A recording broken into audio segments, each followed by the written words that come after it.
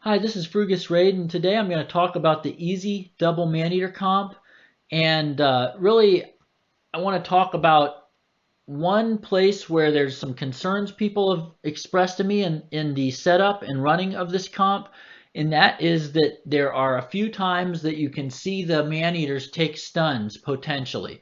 So what I want to do is address that today.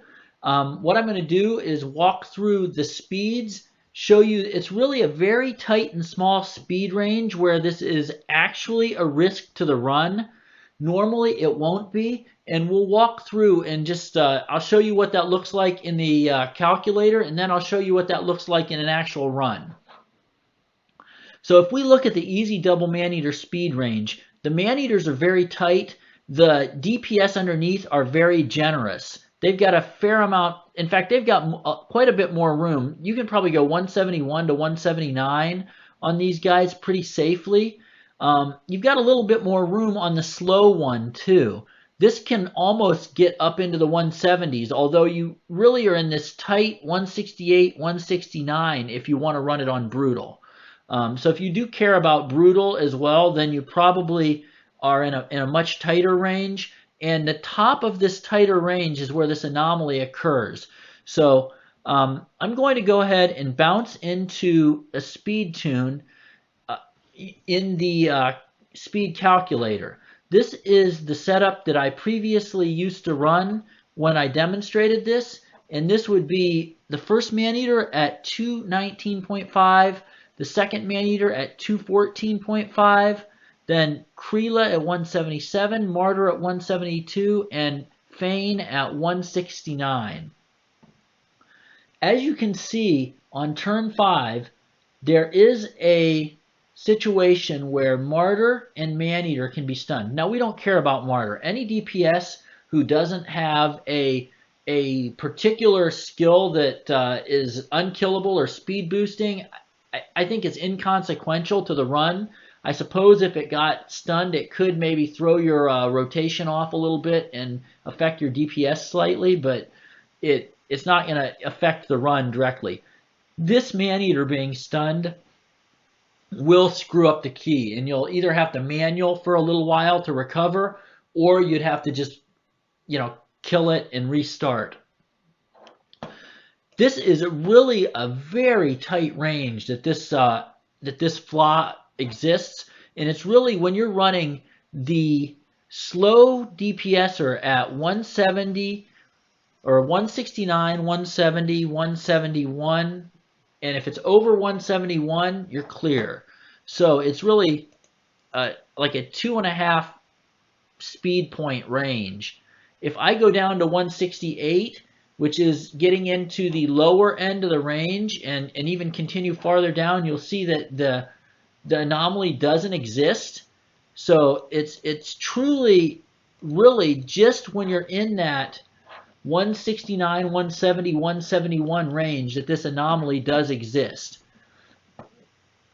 So I'm going to go ahead and demonstrate a run today with the Maneaters really at the same speeds, Kreela and Martyr at the same speeds, but I'm going to use Belanor, and I'm going to use them at 164, which is lower down in the range. This isn't a brutal favorable speed, but it'll work for demonstrating that this flaw isn't present.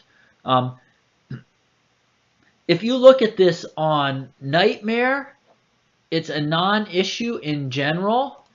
And I'm gonna take both of these setups and I'm gonna bring them into Nightmare, and we'll look at them.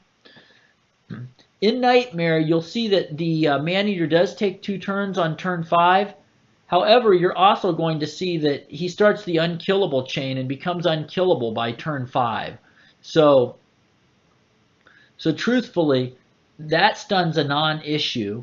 And if you were to look at this, you're going to see that it's also a non-issue on the first stun because Maneater has just used his A3 and covered those.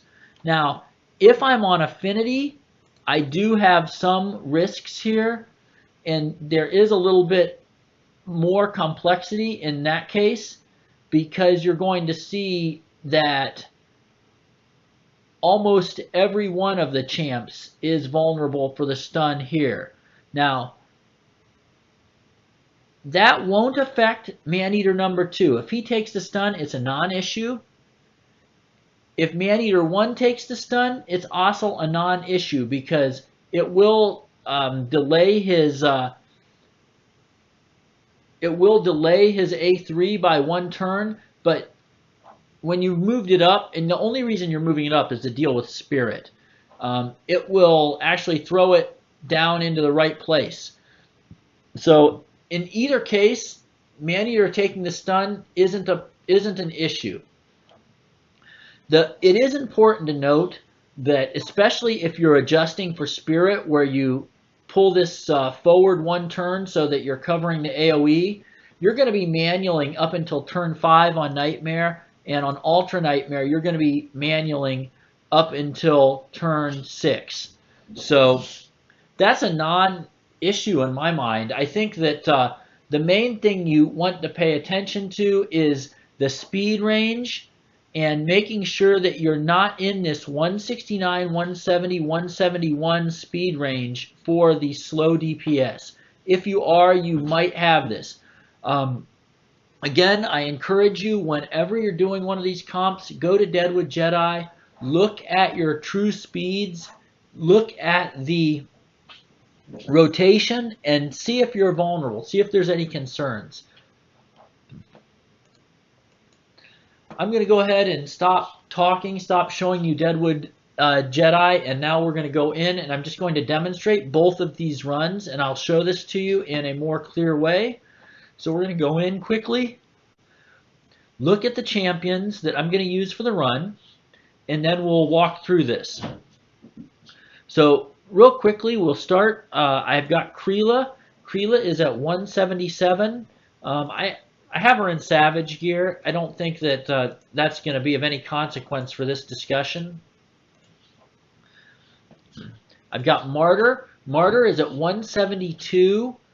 And she's using 1 speed, and she is using Lore of Steel.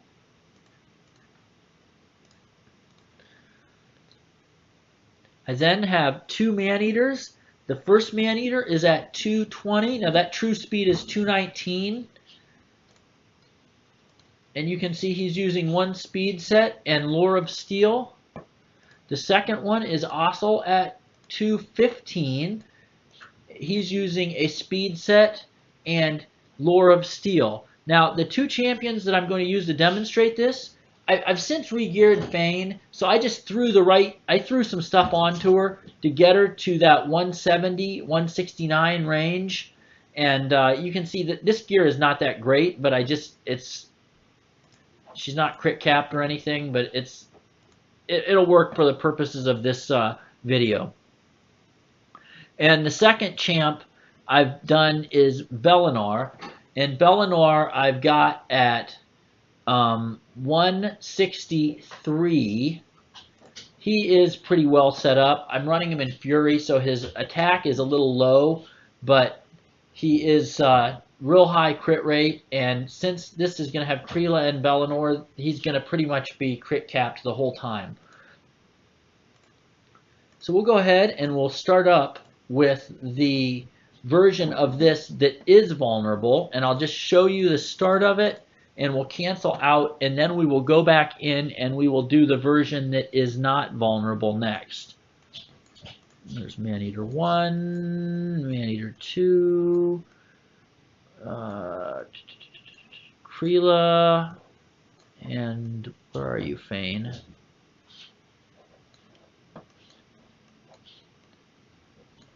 There we are. So with this particular setup, we can see it's Spirit Affinity. We're going to do the Spirit Protection rotation. So we're going to do our A1s right away. Then the second turn we're going to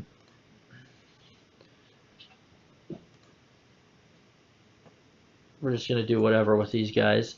But then with the first Maneater, we're going to use his Ancient Blood. Now this will protect us from the AoE that would normally put the slow on. we'll run through, and we're going to get to the end of this turn, and we're going to, you will see that there's some folks who are vulnerable to the stun, and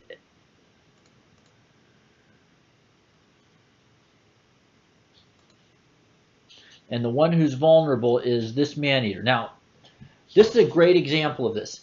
This Maneater got stunned. It's not going to throw the rotation off at all because he has not used his A3 yet. So we'll go ahead and continue as normal with the other champs.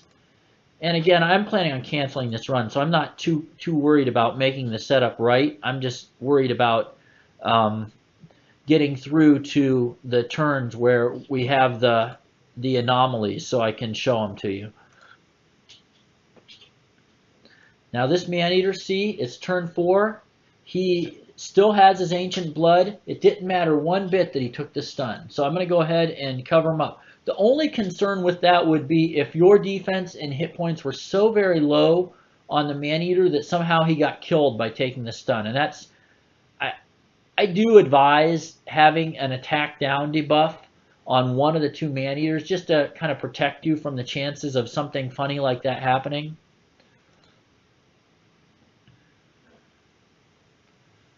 So again, we blocked the debuff, no harm there. Now we're going to go ahead and we're going to run through our turns. Again, since I'm not going to keep this run, I'm just letting it go. Now you can see right now, Martyr is already vulnerable, and now this Maneater is going to take a turn, and he also will be vulnerable.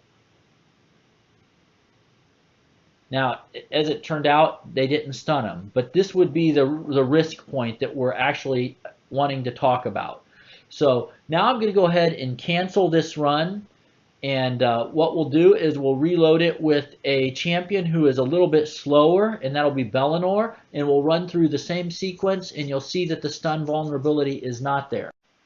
Okay, so now we're going to do the same run, but we're going to use Belanor. If you remember, Belanor is at 163 speed, so he's in a range that is viable but is not vulnerable to this anomaly. And everyone else is the same speed and same setup. All right, so this time we're going to go ahead and start off with A1, A2. Now we're going to Kreela get the crit rate and attack up. We're going to have Martyr go ahead and do defense down. We'll do Belanor, do the same thing. Then we're going to have our first Maneater cast his A3. And our second Maneater will do his A1. So we avoided that stun.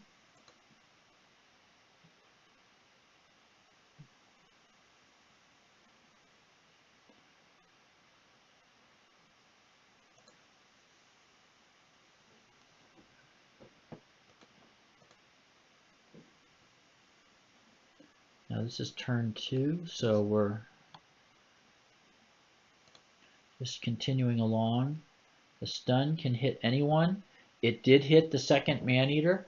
Now remember, as I mentioned, this is of no consequence because he has not used his A2 yet. So there's no harm at all by him taking this stun. And early on, it really won't do that much damage either.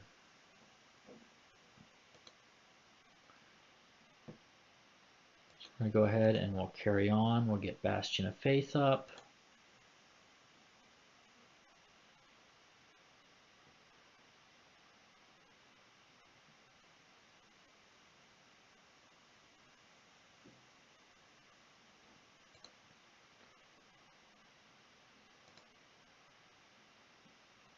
Now turn 4, the second Maneater will use his A3 for the first time. This will protect us from the next AoE.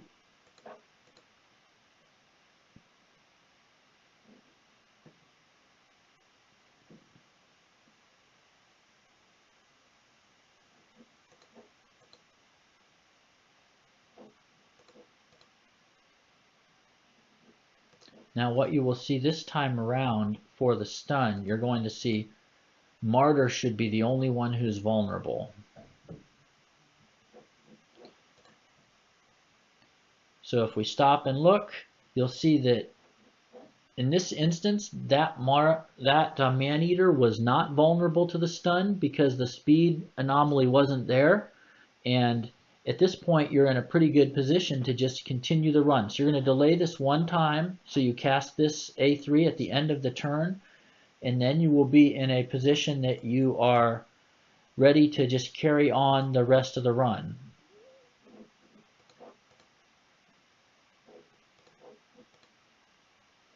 And at this point, we can do the A3. And we can hit auto. So that's the differences in the setup. You can see that really the only anomaly that you have to deal with in running this is that stun risk on the first Maneater. As long as you stay away from this tiny speed range, you don't really have any chance of something happening on the turn 5, or at least nothing that's consequential. If one of your DPS is vulnerable to the stun, I don't think that's really a problem. The damage on this turn should be low enough that it's not a concern.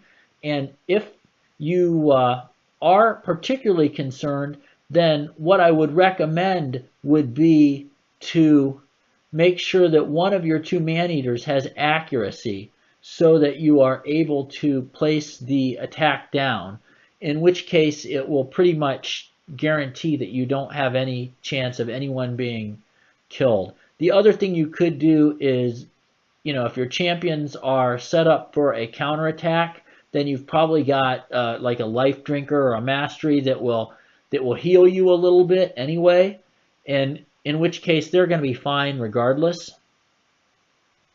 So I'm going to go ahead and I'm just going to let this run, and we're going to get an idea of where it lands at, and we'll just let this run to the end, and I will show you what the output was, and we'll wrap the video up.